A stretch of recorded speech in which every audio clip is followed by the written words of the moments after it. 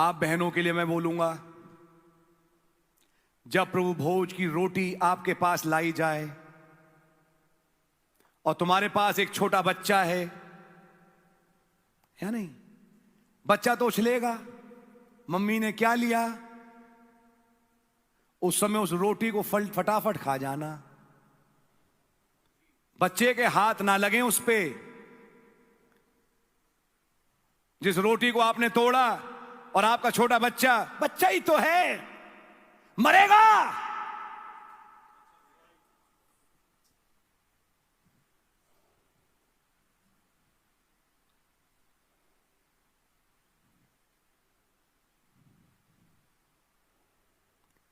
तुम्हें समझ में नहीं आया बहन, ये रोटी मजाक नहीं है।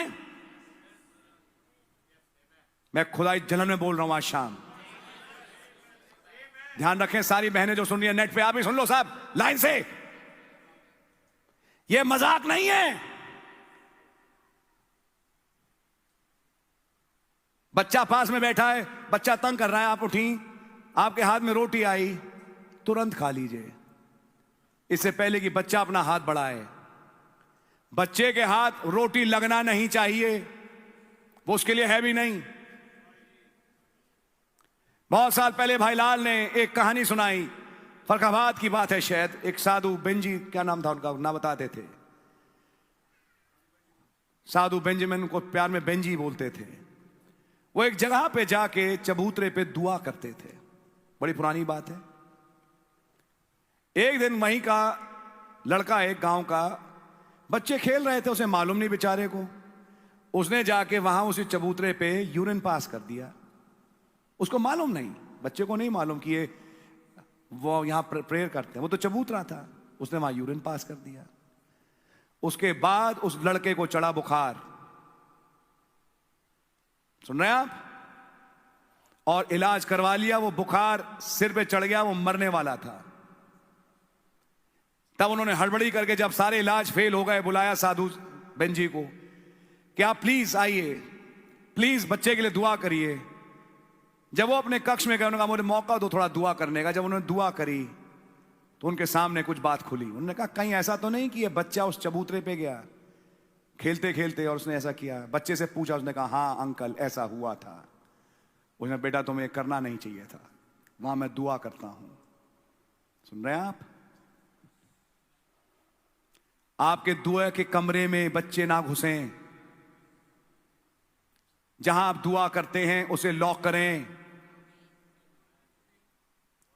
कई घरों में खैर ये है ही नहीं कि एक अलग से स्थान मिल पाए, लेकिन जहां है ताला लगा उस जगह पे। वो जगह किसी के लिए नहीं, वो खुदा के लिए है। समझ में आ रही है? वहां बच्चे चलते चलते पहुंच गए, मेरा छोटा बच्चा आ करता वहां पहुंच गया। बच्चे को क्या मालूम, तुम आने दोगे? ध्यान रखना। फिर साधु बेंजी ने उनके लिए दुआ करी, खुदा से माफी मांगी, तब वो बुखार टूटा और वो बच्चा ठीक हुआ। बहुत पुरानी बात है, मुझे आज भी याद है। ये बातें मैं याद रखता हूं, और इसलिए याद रखिएगा इन चीजों को। प्रभु की मेज, प्रभु की रोटी, ये मजाक नहीं है। जब आपके पास आए उसको तुरंत लीजिए और खा जाइए। कोई बच्चा हाथ ना लगाए उस पे, और अपने बच्चों को ट्रेन करिए घर पे कि जब यहां आए तो समझें कि उन्हें क्या करना है। हो सकता है बहुत छोटा और ना समझता हो, तो समय एक ऐसी पोजीशन में बैठा दीजिए कि वो बस बैठा ही है, आप घुटने पे इतना उठ जाइए कि वहां तक पहुंच ना पाए। लीजिए और खा लीजिए। इतनी अकल आपके पास होना तो चाहिए ही चाहिए, मेरे ख्याल में होगी। लेकिन ध्यान रखिएगा, ये मजाक नहीं है मेज, ये प्याला मजाक नहीं है। फिर इसके अनुसार एक जीवन भी है। आपका जीवन अगर सही नहीं तो हाथ मत बढ़ाइए ना,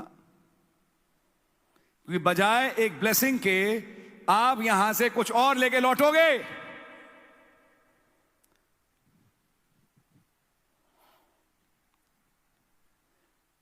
प्यारे भाई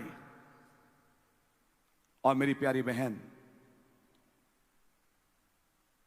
कई चीजों को देखने के बाद मैं इन बातों को आपके सामने बोल रहा हूं।